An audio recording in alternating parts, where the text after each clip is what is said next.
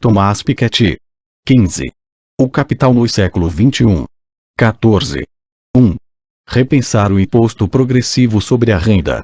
No capítulo anterior, nos debruçamos sobre a Constituição e a evolução do Estado Social, concentrando-nos no conteúdo das necessidades sociais e das despesas públicas correspondentes, educação, saúde, aposentadoria, etc.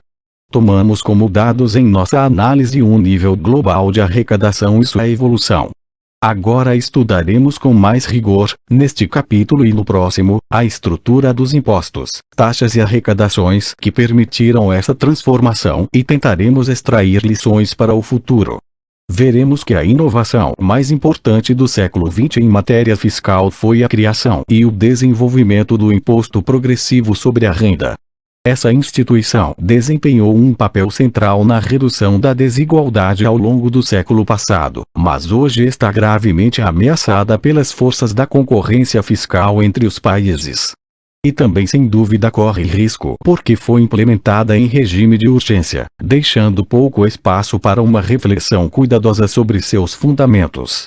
O mesmo acontece com o imposto progressivo sobre as heranças, que é a segunda inovação mais importante do século XX e que também tem sido questionado nas últimas décadas.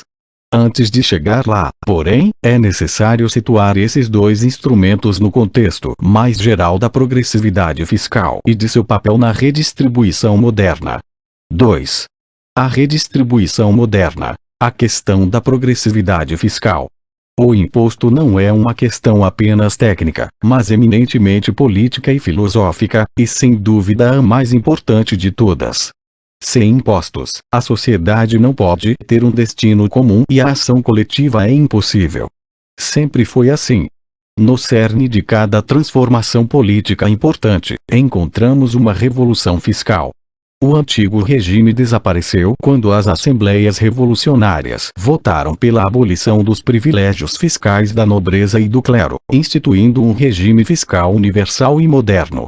A Revolução Americana nasceu da vontade dos súditos nas colônias britânicas de fixar seus próprios tributos e tomar o destino nas próprias mãos, no Taxation Without Representation. Os contextos mudaram nos 2 últimos séculos, mas o desafio essencial permanece o mesmo: fazer com que os cidadãos possam escolher soberana e democraticamente os recursos que desejam dedicar aos projetos comuns. Educação, saúde, aposentadoria, desigualdade, emprego, desenvolvimento sustentável, etc. É claro que a forma concreta assumida pelos impostos em todas as sociedades está no cerne do confronto político. Trata-se de criar um consenso sobre o que deve ser pago a quem e em nome de quais princípios. Isso não é tarefa fácil, tanto que há uma grande divergência em várias dimensões, a começar, é claro, pela renda e pelo capital. Em especial, existem, em todas as sociedades, pessoas que têm uma renda do trabalho elevada e um capital herdado pequeno e vice-versa. Felizmente, a correlação entre as duas fontes de riqueza jamais é perfeita. As visões sobre o sistema fiscal ideal podem, da mesma maneira, variar bastante. Classicamente faz-se uma distinção entre os impostos sobre a renda, os impostos sobre o capital e os impostos sobre o consumo. Podemos encontrar arrecadações relevantes nesses 3 conjuntos em quase todas as épocas, em proporções diversas. Contudo, essas categorias não são isentas de ambiguidades, e as fronteiras nem sempre são perfeitamente claras. Por exemplo, o imposto sobre a renda se aplica, em princípio, tanto às rendas do capital quanto às do trabalho. Trata-se, assim, de um imposto em parte sobre o capital. Por sua vez, em geral se incluem nos impostos sobre o capital as arrecadações sobre o fluxo de renda do capital, por exemplo, sobre os lucros das empresas, e elas se baseiam no valor do estoque do capital, por exemplo, a contribuição predial, o imposto sobre as heranças ou o imposto sobre a fortuna.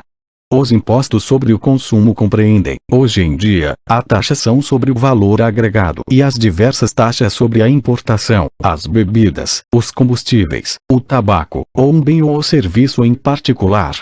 Esses impostos existem desde sempre e são muitas vezes os mais detestados e os mais onerosos para as classes populares, como a gabela, imposto sobre o sal, no antigo regime. Com frequência dizemos que eles são indiretos, no sentido de que não dependem diretamente da renda ou do capital do contribuinte individual. São pagos de forma indireta, por intermédio do preço de venda, quando fazemos compras. Em teoria, podemos de fato imaginar um imposto direto sobre o consumo, que dependerá do montante consumido por cada um, mas isso nunca ocorreu. No século XX, surgiu uma quarta categoria de arrecadações, as contribuições sociais. Trata-se de uma forma particular de arrecadação sobre as rendas, em geral apenas sobre as do trabalho, salários e rendas de atividades não assalariadas. Esses valores vão para os fundos de seguridade social, sobretudo para financiar as rendas de substituição, pensões de aposentadoria, seguro-desemprego, etc. Tal modo de coleta garante que os contribuintes saibam os propósitos para os quais os impostos serão usados, tornando claras a governança e a organização do Estado Social. Alguns países, como a França, também utilizam as contribuições para financiar outras despesas sociais, como o seguro-saúde e os programas de transferência de renda a famílias pobres, de modo que o total de contribuições sociais representa perto de metade das arrecadações e aumenta a complexidade do sistema. Outros países, como a Dinamarca, escolhem financiar suas despesas sociais por meio de um pesado imposto sobre a renda, cujas receitas são alocadas para a aposentadoria, o desemprego, a saúde e assim por diante. A bem da verdade, essas distinções entre as diferentes formas jurídicas de arrecadação são em parte arbitrárias. Deixando de lado esses conflitos de fronteiras, um critério mais pertinente para caracterizar os diferentes impostos diz respeito ao caráter mais ou menos proporcional ou progressivo da arrecadação. Um imposto é dito proporcional quando sua taxa é a mesma para todos. Falamos, assim, de uma taxa fixa, flat tax. Um imposto é progressivo quando sua taxa é mais alta para os mais ricos, aqueles que possuem uma renda, um capital ou um consumo mais elevado terão um imposto progressivo para a renda, o capital ou o consumo, e mais baixa para os mais humildes. Um imposto pode ser também regressivo, quando a taxa diminui para os mais ricos, seja porque eles conseguem escapar em parte ao regime normal, legalmente, por otimização fiscal, ou ilegalmente, por evasão, ou porque o regime normal prevê que o imposto seja regressivo, como no famoso poll tax que custou a Margaret Thatcher seu posto de primeira-ministra em 1990. Se levarmos em conta o total das arrecadações, constataremos que o estado fiscal moderno muitas vezes está próximo de ser proporcional à renda, sobretudo nos países em que sua massa de arrecadação é grande. Não há nada de surpreendente nisso. É impossível arrecadar a metade da renda nacional e financiar direitos sociais ambiciosos sem demandar uma contribuição substancial do conjunto da população. Além disso, a lógica dos direitos universais que rege o desenvolvimento do Estado fiscal e social moderno combina muito bem com a ideia de uma arrecadação proporcional ou ligeiramente progressiva. 3. O imposto progressivo. Um papel localizado, porém essencial. No entanto, seria equivocado concluir que a progressividade fiscal desempenha apenas um papel limitado na redistribuição moderna.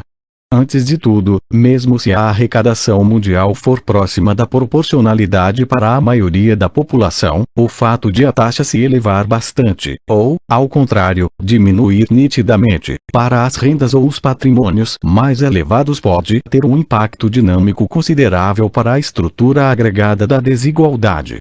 Em especial, tudo parece indicar que a progressividade fiscal no topo da hierarquia das rendas e das heranças explica em parte porque a concentração dos patrimônios, depois dos choques dos anos 1914 e 1945, nunca mais atingiu seu nível astronômico da Belle Époque. Por outro lado, a queda espetacular da progressividade sobre as rendas altas nos Estados Unidos e no Reino Unido desde os anos 1970, 1980, mesmo que esses dois países estejam entre os líderes da taxação progressiva no pós-guerra, justifica em grande parte o salto das remunerações muito elevadas. Ao mesmo tempo, o aumento da concorrência fiscal ao longo das últimas décadas, num contexto de livre circulação do capital, levou a um desenvolvimento sem precedentes de regimes derogatórios em relação à renda do capital, que em quase todo o mundo escapa por hora do cálculo de progressividade do imposto sobre a renda. Isso é particularmente válido para a Europa, dividida entre estados de pequeno porte que, até o momento, se mostram incapazes de desenvolver o mínimo de coordenação em matéria fiscal. O resultado é uma disputa sem fim para reduzir especialmente o imposto sobre os lucros das empresas e para isentar os juros, dividendos e outras rendas financeiras do regime normal de tributação ao qual são submetidas as rendas do trabalho. A consequência é que a arrecadação fiscal hoje se tornou, ou está a ponto de se tornar, regressiva no topo da hierarquia das rendas na maioria dos países.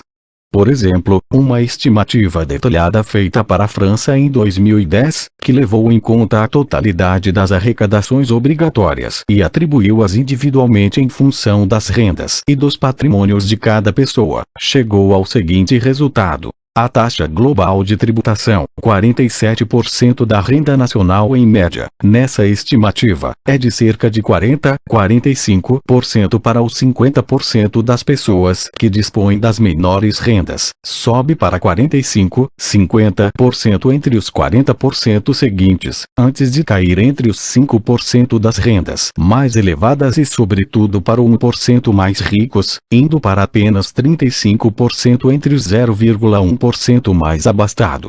Para os mais pobres, as taxas de tributação elevadas se explicam pela importância dos impostos sobre o consumo e pelas contribuições sociais, que no total representam 3/4 das arrecadações na França. A ligeira progressividade observada à medida que se sobe nas classes médias é justificada pelo aumento da força do imposto sobre a renda.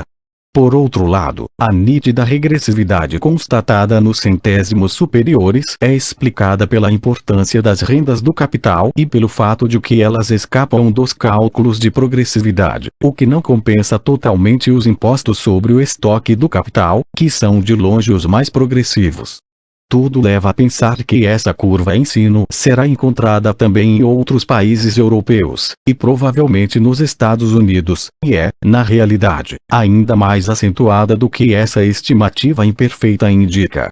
Se essa regressividade fiscal no topo da hierarquia social se confirmar e se amplificar no futuro, é provável que haja consequências importantes para a dinâmica da desigualdade patrimonial e para o possível retorno de uma enorme concentração do capital. Além disso, é bastante óbvio que essa separação fiscal dos mais ricos talvez seja muito prejudicial para o consentimento fiscal em geral.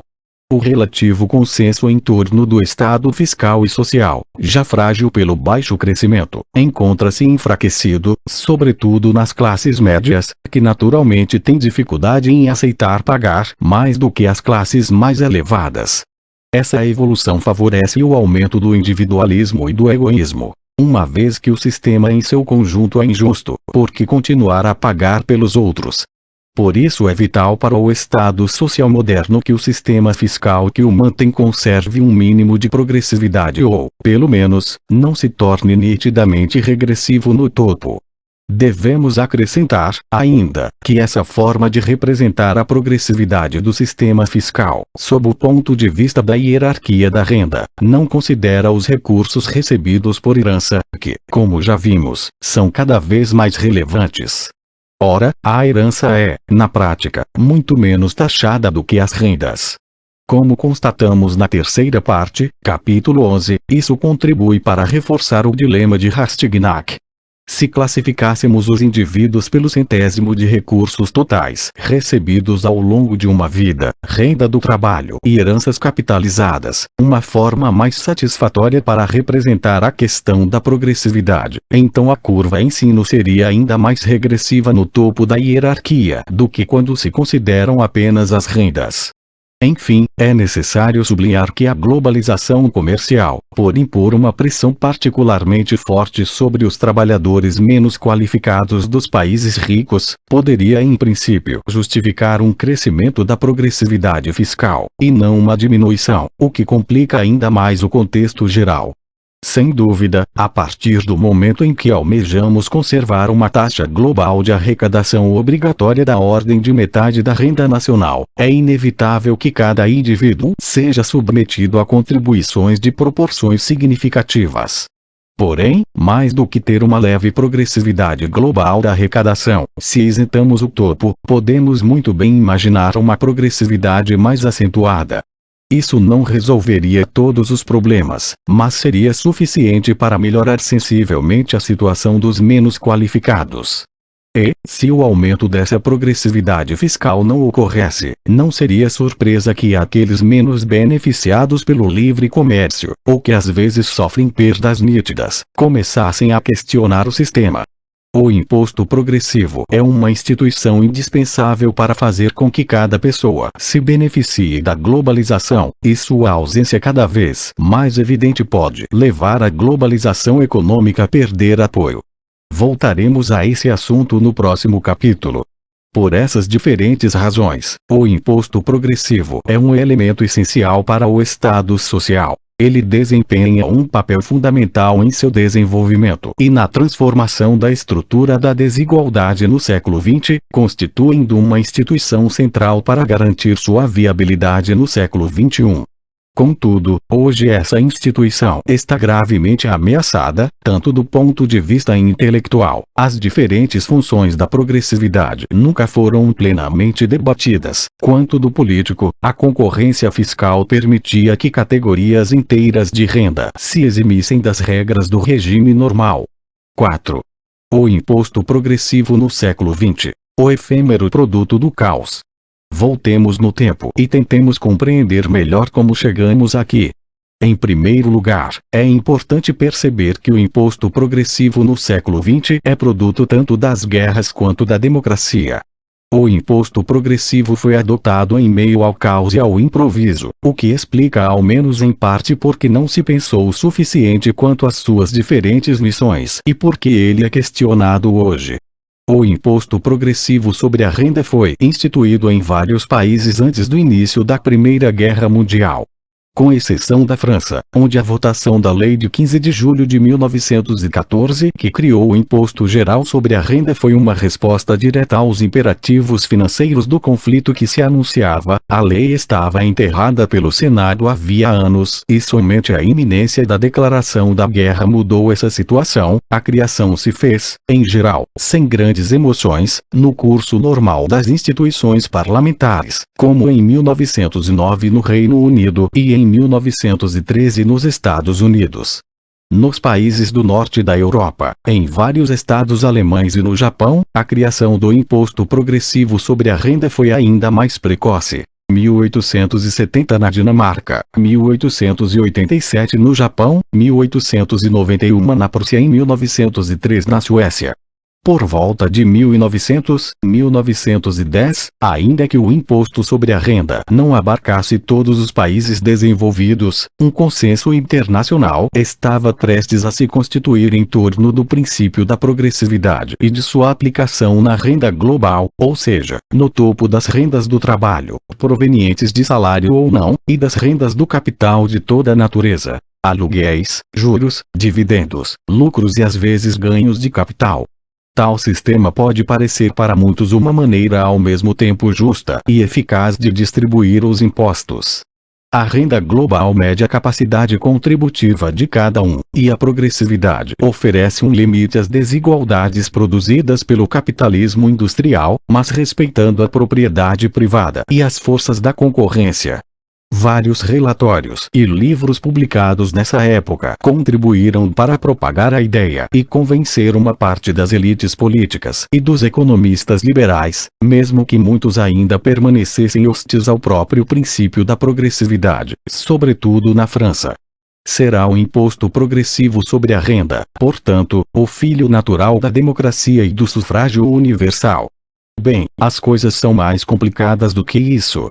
Constatamos, na realidade, que as taxas de impostos, inclusive para os níveis de renda mais astronômicos, permaneceram extremamente baixas até a Primeira Guerra Mundial.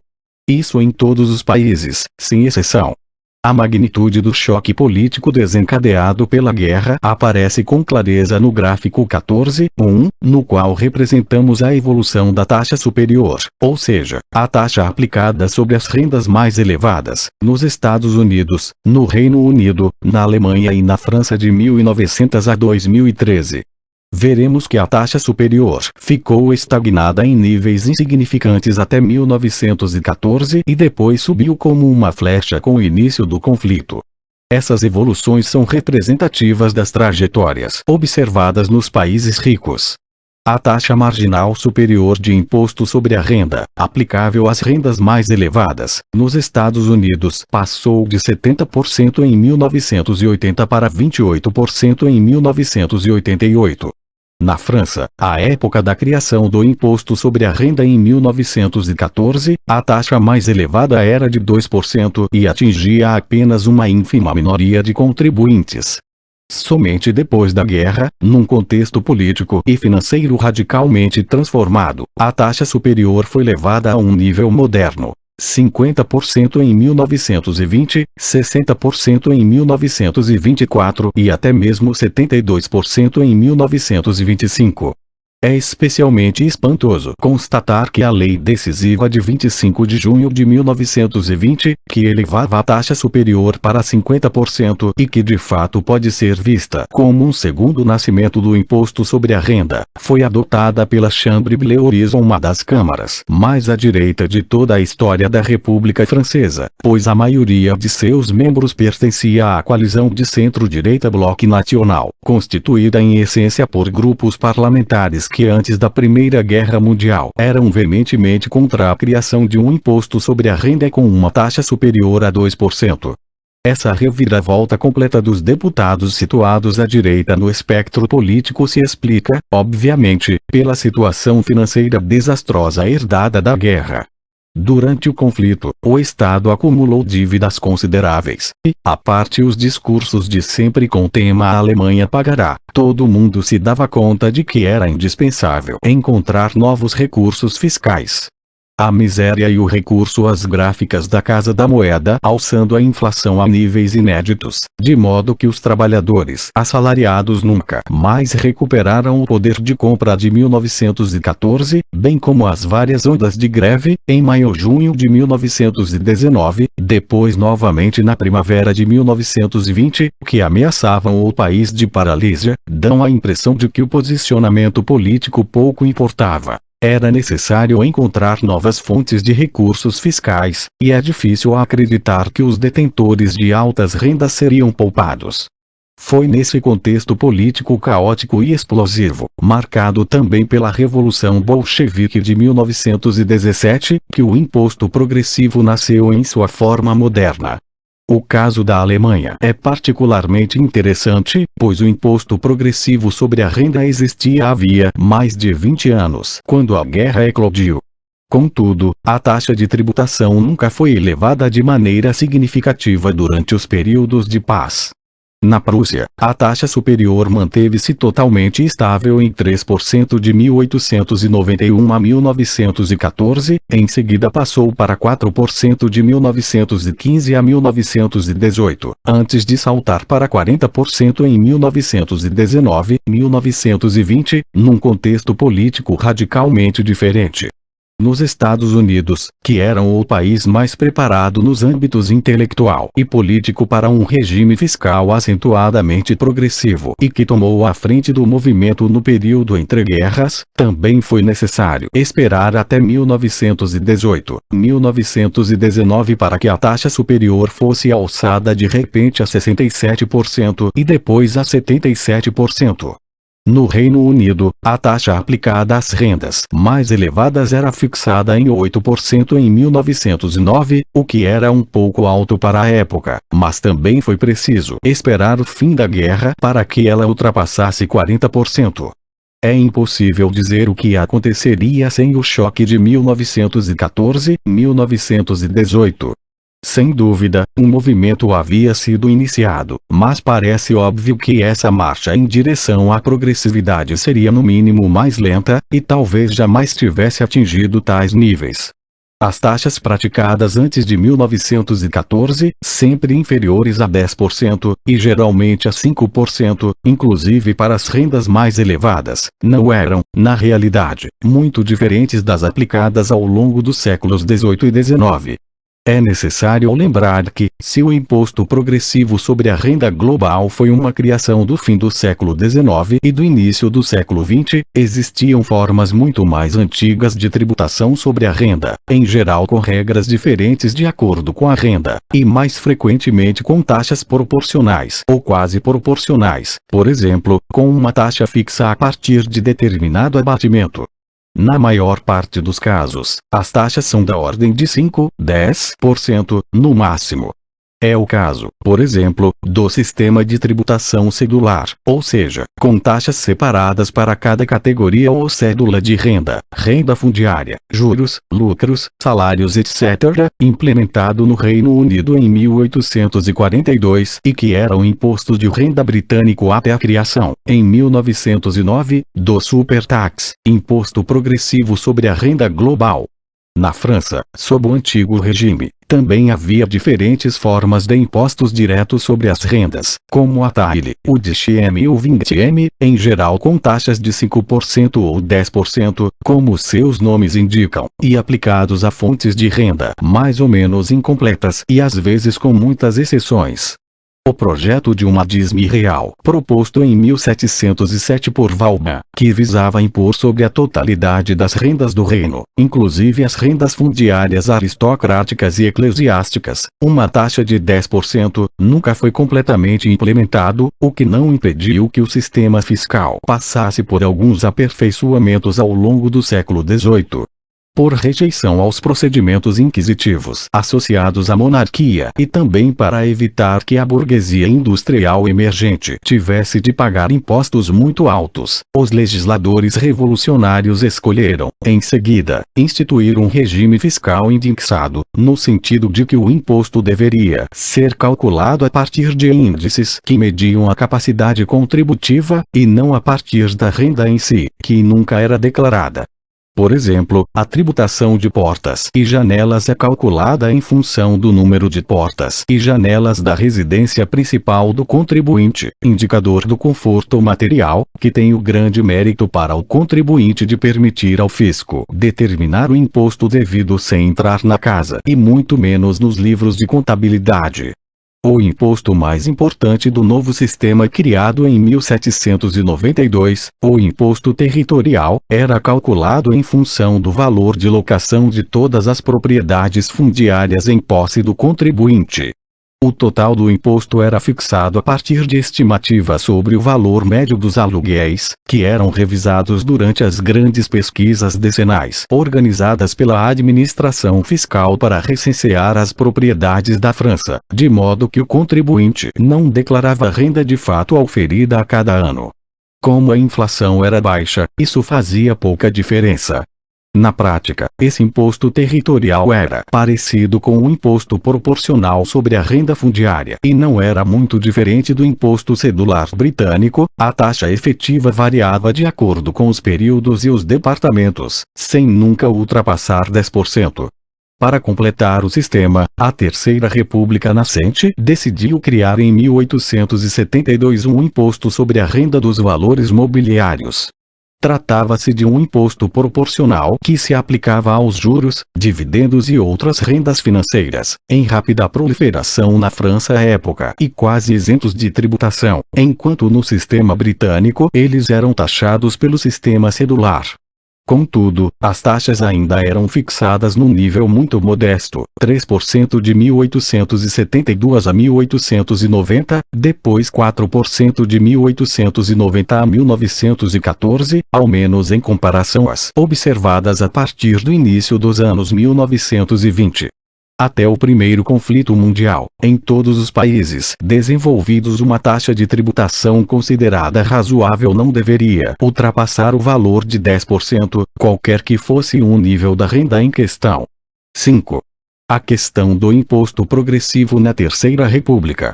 É interessante notar que o mesmo acontecia com o imposto progressivo sobre as heranças, que é, junto com o imposto sobre a renda, a segunda maior inovação fiscal do início do século XX e cujas taxas permaneceram também relativamente moderadas até 1914, ver o gráfico 14.2.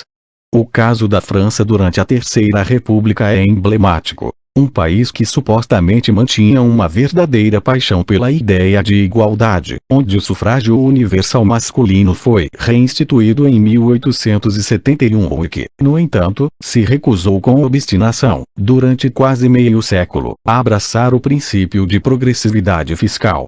Só a partir da Primeira Guerra Mundial houve uma verdadeira mudança de atitude. É claro que o imposto sobre as heranças, instituído pela Revolução Francesa, estritamente proporcional de 1791 a 1901, tornou-se progressivo depois da Lei de 25 de fevereiro de 1901. Contudo, na realidade isso não mudou muita coisa. A taxa mais alta foi fixada em 5% de 1902 a 1910, depois em 6,5% de 1911 a 1914, e se aplicava apenas a algumas dezenas de fortunas a cada ano. Tal arrecadação fiscal parecia exorbitante aos olhos dos contribuintes ricos da época, para quem um filho que sucedia a seu pai não fazia na verdade nada mais do que cumprir um dever sagrado de perpetuação de uma propriedade familiar e que essa simples perpetuação não deveria incorrer em nenhuma tributação. Na realidade, porém, isso não impedia que quase todas as maiores riquezas se transmitissem de uma geração para outra. A taxa efetiva média para o centésimo superior da hierarquia das heranças não ultrapassava 3% após a reforma de 1901, contra 1% no regime proporcional em vigor no século XIX. Se examinarmos o cenário com a perspectiva de hoje, é evidente que tal reforma não poderia afetar de fato o processo de acumulação e hiperconcentração patrimonial em curso nesse período, a despeito do que pudessem pensar as pessoas na época. De maneira geral, é surpreendente constatar como os que se opunham à progressividade, nítida maioria entre as elites econômicas e financeiras na França da Belle Époque, utilizavam sempre, não sem uma dose de má-fé, o argumento de que a França é naturalmente igualitária e que não teria, assim, qualquer necessidade de imposto progressivo. Um exemplo bem representativo e esclarecedor é o de Paul Leroy Beaulieu, que foi um dos economistas mais influentes da época e publicou em 1881 seu famoso ensaio sobre a divisão das riquezas e sobre a tendência a uma menor desigualdade das condições, obra constantemente reeditada até o início dos anos 1910. A bem da verdade, Leroy Beaulieu não dispunha de qualquer dado, de nenhuma fonte capaz de demonstrar a tendência a uma menor desigualdade das condições. Mas pouco importa. Ele se pôs a imaginar argumentos duvidosos e pouco convincentes, a partir de dados totalmente inadequados, para demonstrar, a todo custo, que a desigualdade das rendas estava em vias de diminuir. Em alguns momentos, ele parecia dar-se conta de que seu raciocínio não se sustentava e indicava que uma revolução não deveria tardar, mas que, de toda forma, não se deveria interferir de maneira alguma no maravilhoso processo de globalização do comércio e das finanças, que permitia ao poupador francês investir no Canal do Panamá, assim como no Canal de Suez, e mais tarde na Rússia dos czares. Claramente, Leroy Beaulieu era fascinado pela globalização de seu tempo e estava aferrado à ideia de que uma revolução brutal pudesse pôr tudo em risco. Tal fascínio nada tinha de repreensível em si, desde que isso não impedisse a análise serena dos desafios de sua época. O grande desafio da França nos anos 1900-1910 não era a iminência de uma revolução bolchevique, não mais do que hoje em dia, pelo menos, mas algo mais modesto: a criação de impostos progressivos. Para Leroy Beaulieu e seus colegas ditos de centro-direita em oposição à direita monarquista, era necessário opor-se a todo custo a esse imposto com um argumento implacável: A França era um país igualitário por obra e graça da Revolução Francesa, que redistribuiu um pouco as terras e, sobretudo, instituiu a igualdade perante o Código Civil, a igualdade quanto ao direito à propriedade e a capacidade de contratar livremente. A França não tinha nenhuma necessidade de um imposto progressivo e espoliador. Claro, acrescentavam eles, tais impostos seriam úteis em sociedades de classes, sociedades aristocráticas como no vizinho Reino Unido, mas não entre os franceses. A taxa marginal superior de imposto sobre heranças, aplicável às maiores heranças, nos Estados Unidos passou de 70% em 1980 para 35% em 2013. Nesse caso, bastaria Leroy Beaulieu ter consultado os mais recentes levantamentos sobre heranças publicados pelas autoridades fiscais pouco depois da reforma de 1901 para constatar que a concentração da riqueza era quase tão forte na França republicana da Belle Époque quanto no Reino Unido monarquista. Aliás, nos debates parlamentares de 1907 e 1908, os partidários do imposto sobre a renda frequentemente faziam menção a essas estatísticas. Trata-se de um exemplo interessante que mostra como um imposto, mesmo aplicado com taxas baixas, pode ser uma fonte de conhecimento e transparência democrática. Em outros países, também constatamos que a Primeira Guerra Mundial marcou uma clara ruptura na história do imposto sobre heranças. Na Alemanha, a questão da criação de um regime fiscal mínimo para as maiores transmissões patrimoniais estava muito presente nos debates parlamentares do fim do século XIX e do início do século XX. Os representantes do Partido Social Democrata, a começar por Auguste Bebel e Edward Bernstein, destacavam que o imposto sobre heranças permitiria aliviar os pesados impostos indiretos pagos pelos trabalhadores e pelas outras classes salariais, que teriam assim mais condições de melhorar seu destino. Contudo, os debates no Reichstag fracassaram. As reformas de 1906 e 1909 levaram à criação de um magro imposto sobre heranças, mas as transmissões em linhas diretas e entre cônjuges, ou seja, a imensa maioria dos casos, permaneceram inteiramente isentas, qualquer que fosse o montante. Foi necessário esperar até 1919 para que o imposto sobre heranças alemão atingisse as transmissões familiares, com uma taxa superior que foi elevada de súbito de 0% para 35% para as maiores heranças. O papel da guerra e das rupturas políticas que ela engendrou parece absolutamente decisivo. Sem elas, ficaria difícil entender por que como os impasses de 1906, 1909 teriam sido superados. Entretanto, perceberemos no gráfico 14.2 uma ligeiríssima alta britânica durante a Belle Époque, mais nítida ainda para o imposto sobre as heranças do que para o imposto sobre as rendas. O Reino Unido, que desde a reforma de 1896 já aplicava uma taxa superior de 8% sobre as transmissões mais altas, passou para 15% em 1908, quando o valor começou a se tornar substancial. Nos Estados Unidos, o Imposto Federal sobre as Heranças e Doações foi instituído somente em 1916, mas sua taxa logo se elevou para níveis superiores aos aplicados na França e na Alemanha. 6. O Imposto Confiscatório sobre as Rendas Excessivas, uma invenção americana. De maneira geral, se examinarmos a história da progressividade fiscal ao longo do século passado, é impressionante constatar que foram os países anglo-saxões, e em particular os Estados Unidos, que inventaram o imposto confiscatório sobre as rendas e os patrimônios julgados excessivos. A análise dos gráficos 14.1, 14.2 é particularmente esclarecedora. Esse fato é tão contrário às percepções que se tem dos Estados Unidos e do Reino Unido desde os anos 1970, 1980, tanto no exterior como dentro desses países, que é recomendável nos demorarmos um pouco sobre esse ponto. Ao longo do período entre guerras, todos os países desenvolvidos começaram a experimentar taxas superiores muito elevadas, com frequência de maneira errática. mas os Estados Unidos foram os primeiros a experimentar as taxas superiores a 70% no início para as rendas, nos anos 1919, 1922, e depois para as heranças, em 1937, 1939.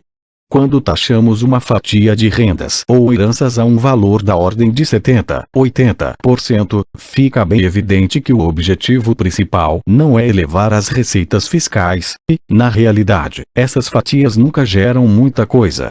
No fim das contas, trata-se de acabar com esse tipo de renda ou de patrimônio, julgados pelo legislador como socialmente excessivos e estéreis para a economia, ou no mínimo de tornar muito custoso mantê-lo em tal nível a fim de desencorajar fortemente sua perpetuação.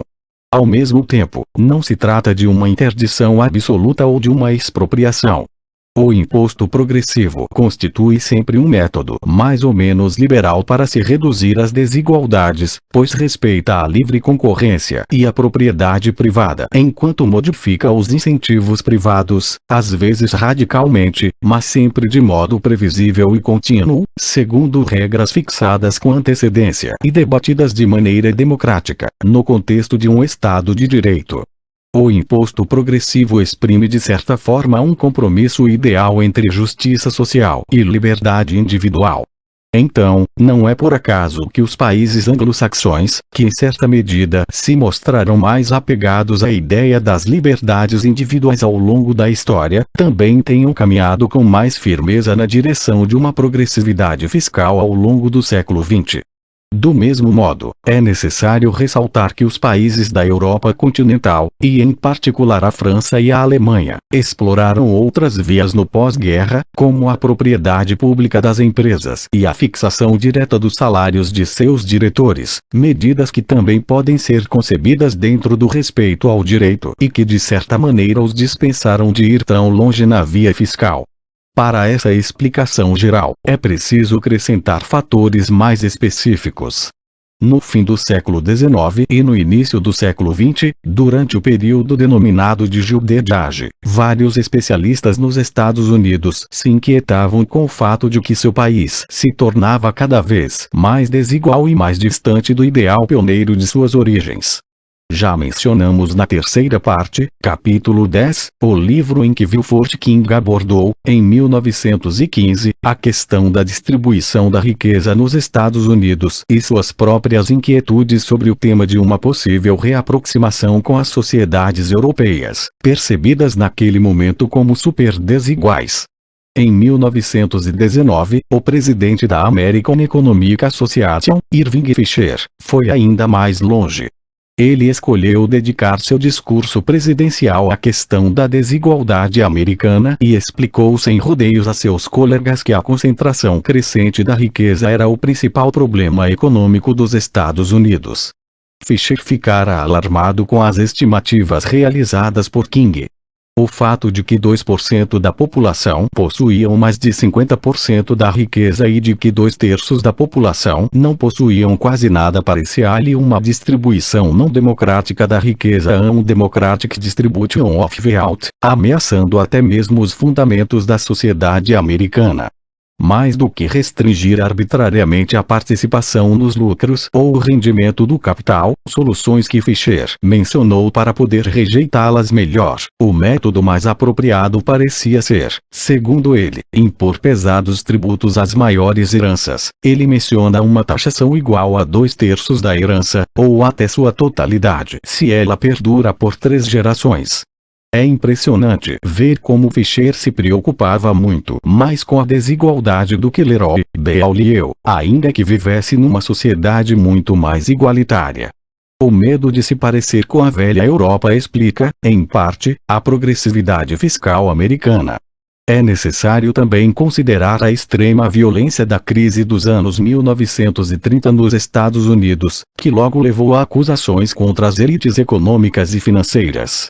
Parecia cada vez mais claro aos olhos da opinião pública que esses enriquecimentos haviam conduzido o país ao desastre. Lembremos que a participação das rendas mais elevadas na renda nacional americana atingiu o ápice no fim dos anos 1920, sobretudo devido a ganhos financeiros mirabolantes. Foi nesse contexto que Roosevelt chegou ao poder no início de 1933, quando a crise já durava mais de 3 anos e o país apresentava uma taxa de desemprego que chegava a 1/4. Ele decidiu imediatamente aumentar a taxa superior do imposto sobre a renda, que havia caído para 25% no fim dos anos 1920 sob a desastrosa presidência de Hoover, subi-la para 63% a partir de 1933 e depois para 79% em 1937, ultrapassando assim o recorde anterior, de 1919. Em 1942, o Victory Tax Act elevou a taxa superior para 88% e depois para 94% em 1944 com os diferentes adicionais. Em seguida, ela se estabilizou em torno de 90% até a metade dos anos 1960 e em 70% até o início dos anos 1980. No total, no período 1932-1980, ou seja, durante quase meio século, a taxa superior do imposto federal sobre a renda foi, em média, de 81% nos Estados Unidos. É importante insistir no fato de que nenhum país da Europa continental jamais praticou tais taxas, exceto em caráter excepcional, durante no máximo alguns anos, e de forma alguma por meio século. Em particular, a França e a Alemanha aplicaram entre os anos 1940 e 1980 taxas superiores geralmente compreendidas entre 50% e 70%, mas que nunca chegaram a 80%, 90%. A única exceção se deu na Alemanha entre 1947 e 1949. A taxa superior nessa época era de 90%. Porém, trata-se justamente do período quando os cálculos eram fixados pelas autoridades dos aliados na ocupação, na prática, pelas autoridades americanas. Desde que a Alemanha retomou sua soberania fiscal, em 1950, o país decidiu voltar logo para taxas mais condizentes com sua postura, e a taxa superior caiu em alguns anos para pouco mais de 50%, ver o gráfico 14.1. O mesmo exato fenômeno foi observado no Japão. O tropismo anglo-saxão pela progressividade apareceu também, e de maneira ainda mais extrema, para o imposto progressivo sobre as heranças. Enquanto os Estados Unidos estabilizaram suas taxas superiores entre 70% e 80% dos anos 1930 até os anos 1980, a França, assim como a Alemanha, jamais ultrapassou 30%, 40%. Mais uma vez, a única exceção na Alemanha foi o período de 1946 a 1949, ver o gráfico 14.2. O único país a atingir os picos americanos, e até ultrapassá-los em alguns momentos, tanto para a renda como para as heranças, foi o Reino Unido. A taxa aplicável para as rendas britânicas mais elevadas atingiu 98% nos anos 1940 e depois outra vez durante os anos 1970, o que é um recorde histórico absoluto até os dias de hoje.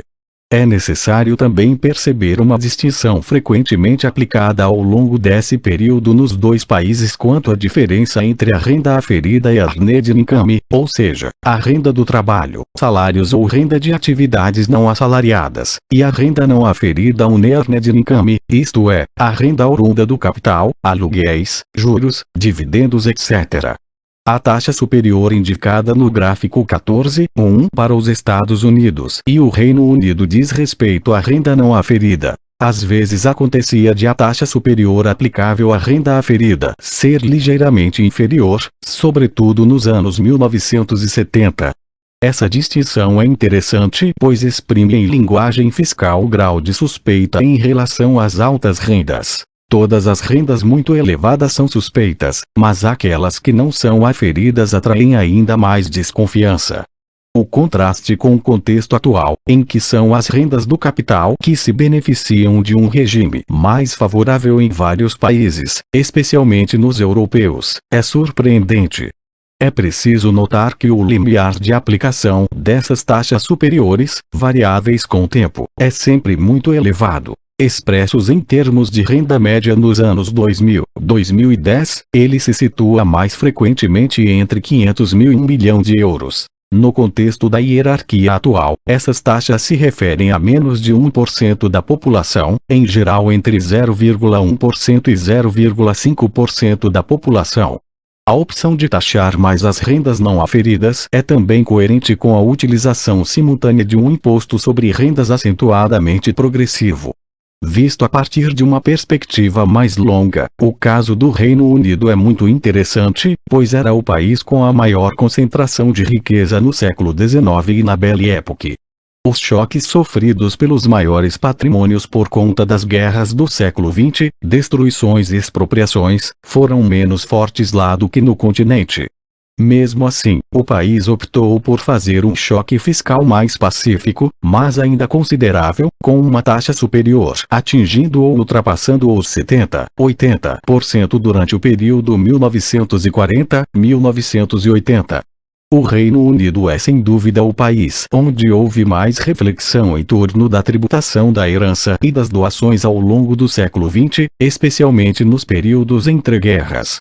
Em novembro de 1938, no prefácio da reedição de seu clássico livro de 1929 dedicado à herança, Joseph Edgeworth considerava, assim como seu compatriota Bertrand Russell, que as plutodemocracias e suas elites hereditárias fracassaram quanto à ascensão do fascismo.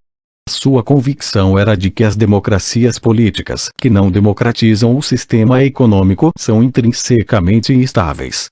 Ele via no imposto progressivo sobre as heranças o instrumento central que permitiria a democratização econômica que ele acreditava ser necessária. 7. A explosão dos salários dos executivos. O papel do regime fiscal. Depois de viver em uma grande paixão pela igualdade dos anos 1930 aos anos 1970, os Estados Unidos e o Reino Unido rumaram com o mesmo entusiasmo na direção oposta ao longo das últimas décadas. Em especial, a taxa superior de seus impostos sobre a renda, após muito tempo nitidamente acima dos níveis aplicados na França e na Alemanha, ficou abaixo desses valores a partir dos anos 1980. Para simplificar, as taxas alemãs e francesas permaneceram estáveis em torno de 50-60% no período 1930-2010, com uma leve baixa no fim do período, enquanto as americanas e britânicas passaram de 80-90% nos anos 1930-1980 para 30-40% nos anos 1980-2010, com um ponto de baixa de 28% logo após a reforma fiscal de Reagan em 1986. Ver o gráfico 14.1. Os países anglo-saxões fizeram seus ricos de ioiô desde os anos 1930. Em comparação, os países da Europa continental, dos quais a Alemanha e a França são seus exemplos relativamente mais representativos, e o Japão mantiveram-se mais estáveis em suas atitudes quanto às rendas elevadas. Já vimos na primeira parte que essa grande reviravolta pode ser explicada, ao menos em parte, pela sensação experimentada pelos Estados Unidos e pelo Reino Unido de estarem sendo alcançados pelos outros países nos anos 1970, o que nutriu a onda thatcherianiana. Claro, esse avanço dos outros países no período 1950-1980 foi, em essência, consequência automática dos choques sofridos pela Europa continental e pelo Japão em 1914-1945. Contudo, ainda assim a população dos Estados Unidos e do Reino Unido teve dificuldade em aceitar o fato. A hierarquia da fortuna não se refere apenas ao dinheiro, ela é também um assunto que diz respeito aos valores e à moral, tanto para indivíduos como para países. A questão que nos interessa agora é compreender as consequências dessa grande reviravolta. Se examinarmos o conjunto dos países desenvolvidos, constataremos que a magnitude da queda da taxa marginal superior do imposto sobre a renda, observada desde os anos 1970 até os anos 2010, está estreitamente ligada à magnitude da alta da participação do centésimo superior na renda nacional ao longo do mesmo período. Existe uma correlação quase perfeita entre esses dois fenômenos. Os países que mais baixaram suas taxas superiores são também aqueles onde as rendas mais elevadas, sobretudo as remunerações dos executivos das grandes empresas, aumentaram com mais força. Por outro lado, os países que baixaram pouco suas taxas superiores viram suas rendas elevadas progredirem de forma muito mais moderada. Se acreditássemos nos modelos econômicos clássicos baseados na teoria da produtividade marginal e da oferta do trabalho, a explicação poderia ser que a redução da taxa superior estimulou fortemente a oferta e a produtividade dos executivos nos países em questão, e que suas produtividades marginais, e, assim, seus salários, teriam, então, aumentado muito mais do que em outros países. Tal explicação não é, porém, muito plausível. Como vimos na segunda parte, capítulo 9, a teoria da produtividade marginal é um modelo que encontra dificuldades conceituais e empíricas sérias, e também peca um pouco por ingenuidade, quando se trata de explicar a formação das remunerações no topo da hierarquia salarial. Uma explicação mais realista é que a redução da taxa superior, particularmente massiva nos Estados Unidos e no Reino Unido, transformou por completo os modos de formação e de negociação dos salários dos executivos. Para um dirigente, é sempre difícil convencer outras partes envolvidas na firma, subordinados diretos, outros funcionários situados num nível baixo na hierarquia, acionistas, membros do comitê de remuneração, que um grande aumento, por exemplo, $1 milhão a mais, é justificável. Nos anos 1950, 1960, um executivo americano ou britânico tinha poucos motivos para lutar por um aumento desses, e as várias partes da empresa estavam menos preparadas para aceitar tal proposta, pois, de toda forma, 80, 90% do aumento iria direto para os cofres do Tesouro Nacional. A partir dos anos 1980, a natureza do jogo mudou totalmente, e tudo parece indicar que os executivos começaram a realizar esforços consideráveis para convencer todos a lhes darem aumentos não menos consideráveis. Isso não é muito complicado, levando em conta as grandes dificuldades objetivas ligadas à medição da contribuição individual de um executivo de empresa para a produção da sociedade e as composições muitas vezes bastante incestuosas que reinam nos comitês de remuneração. Essa explicação tem também o mérito de ser coerente com o fato de que não existe nenhuma relação estatisticamente significativa entre a queda da taxa marginal superior e a taxa de crescimento da produtividade marginal nos diferentes países desenvolvidos desde os anos 1970. O fato é que a taxa de crescimento do PIB por habitante foi quase a mesma em todos os países ricos desde os anos 1970, 1980. Ao contrário do que às vezes se imagina no Reino Unido ou nos Estados Unidos, a verdade dos dados, tanto quanto for possível avaliar a partir das contas nacionais, é que o crescimento não foi mais forte desde os anos 1970, 1980 nesses países do que na Alemanha, na França, no Japão, na Dinamarca ou na Suécia. Em outras palavras, a redução da taxa marginal superior e o aumento das rendas elevadas não parecem ter estimulado a produtividade, ao contrário das previsões da teoria da oferta, ou pelo menos não o bastante para que isso seja estatisticamente perceptível no contexto econômico como um todo.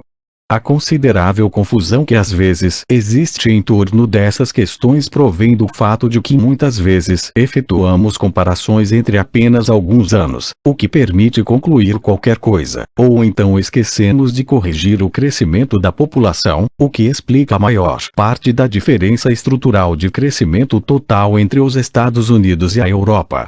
Talvez também se confunda a comparação do nível de produção por habitante, que sempre foi cerca de 20% mais alto nos Estados Unidos, tanto nos anos 1970, 1980 como nos anos 2000, 2010, com a taxa de crescimento, que foi a mesma nos dois continentes ao longo das 3 últimas décadas.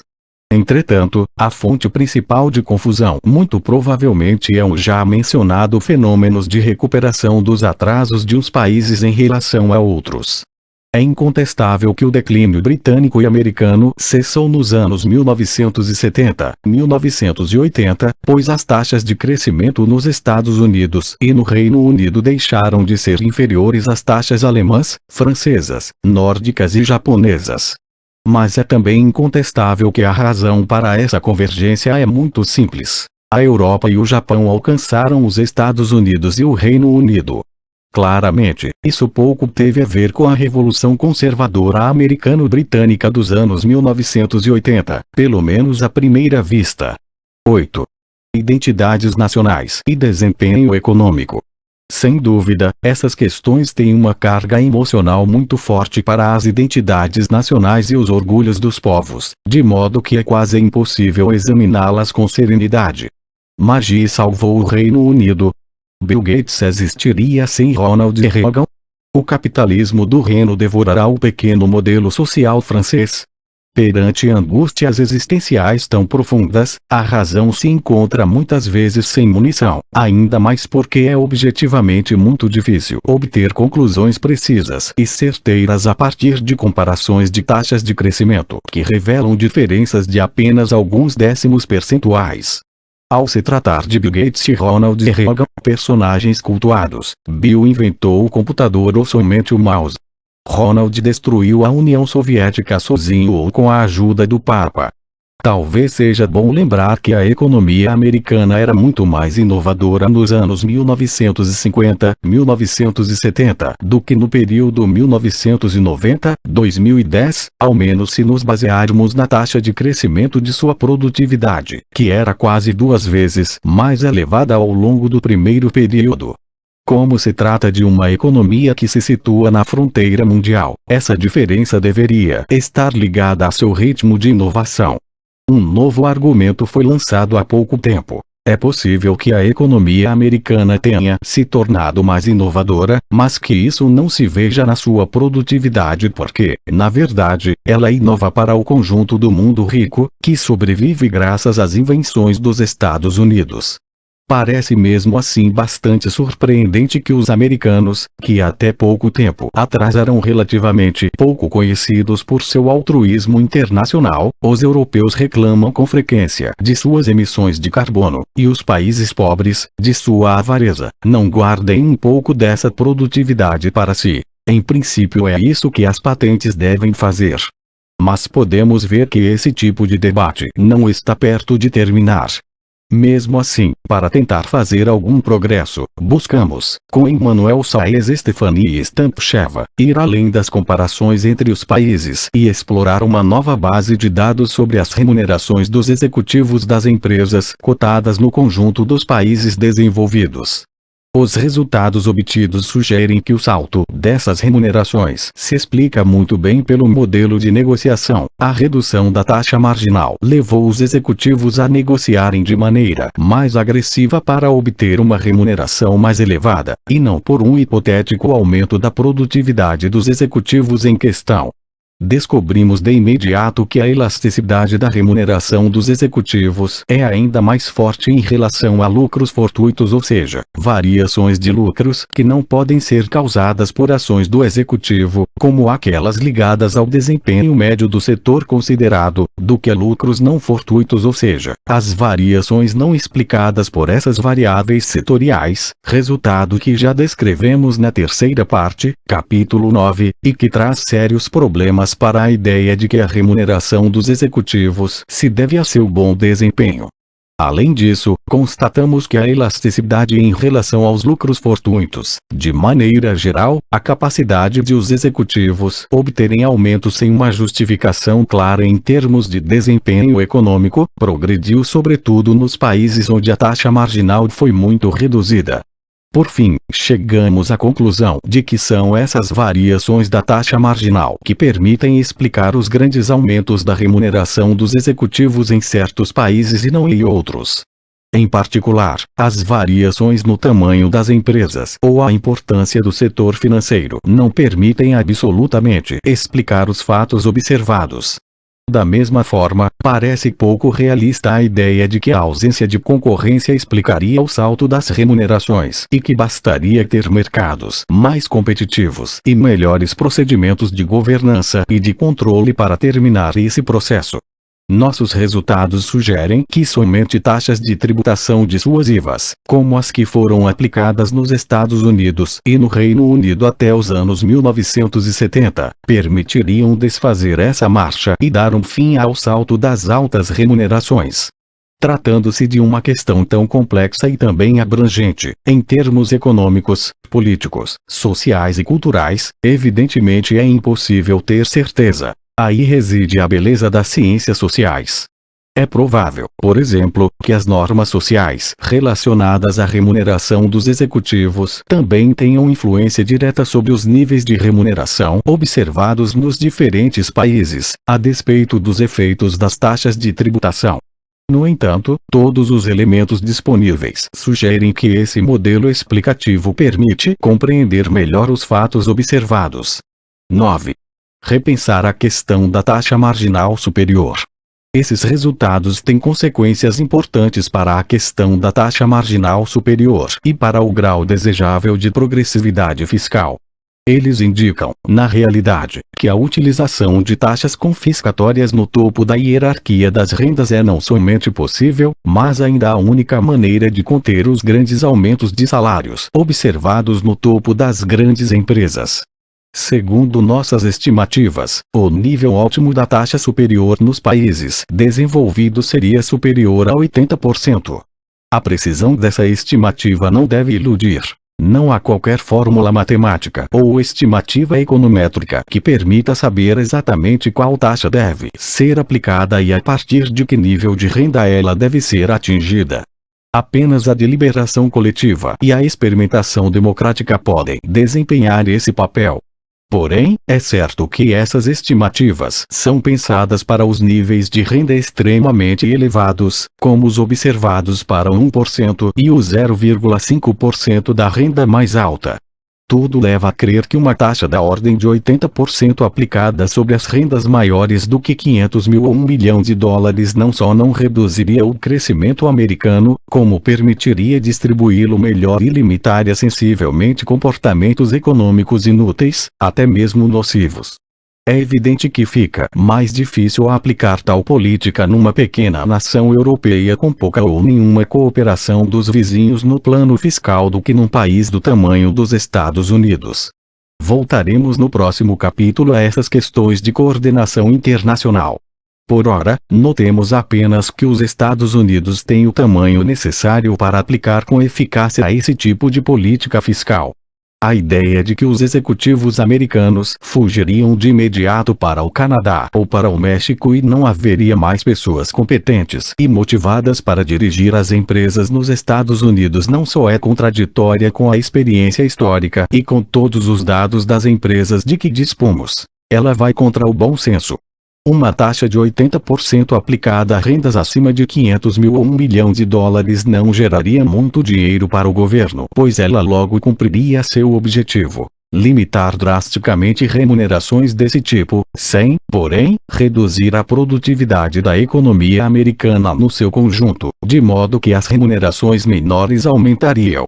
Para obter as receitas fiscais de que os Estados Unidos, aliás, tanto precisam para desenvolver seu magro estado social e investir na educação e na saúde, e ao mesmo tempo reduzir seu déficit público, seria também necessário elevar as taxas de tributação para as rendas menos elevadas, fixando-as, por exemplo, em 50% ou 60% para valores acima de $200 mil. Tal política fiscal e social está completamente ao alcance do país. No entanto, parece muito pouco provável que o governo americano adote essa política no futuro próximo. Como vimos no capítulo 13, não é nem mesmo garantido que a taxa superior aplicada nos Estados Unidos ultrapasse os 40% ao longo do segundo mandato de Obama. O processo político americano é escravo do 1%. Essa hipótese vem sendo cada vez mais formulada pelos pesquisadores americanos em ciências políticas e pelos diversos especialistas da cena política de Washington. Por uma questão de otimismo, e também por escolha profissional, sou naturalmente inclinado a dar um grande peso a debates e ideias. Parece-me que um exame mais atento dos diferentes fatos e hipóteses, bem como o acesso a melhores dados, pode influenciar o processo político e o debate democrático e orientá-los numa direção mais favorável ao interesse geral. Por exemplo, vimos na terceira parte que o salto das rendas mais elevadas era muitas vezes subestimado pelos economistas americanos porque havia um uso de dados inadequados, e, em particular, os questionários subavaliavam o nível e a evolução das rendas mais altas. Eles davam, assim, muito peso à questão da diferença salarial entre grupos de qualificação distintos, questão central em longo prazo, mas pouco pertinente para compreender a razão do salto do 1%, que é um fenômeno dominante do ponto de vista macroeconômico. Portanto, é possível esperar que o uso de dados melhores, sobretudo fiscais, acabe chamando atenção para as questões pertinentes. Dito isso, a história do imposto progressivo ao longo do século passado sugere que o risco de ser impulsionado em direção a uma oligarquia é real e não incentiva em nada o otimismo em relação à evolução americana. Foram as guerras, e não o sufrágio universal, que conduziram à ascensão do imposto progressivo.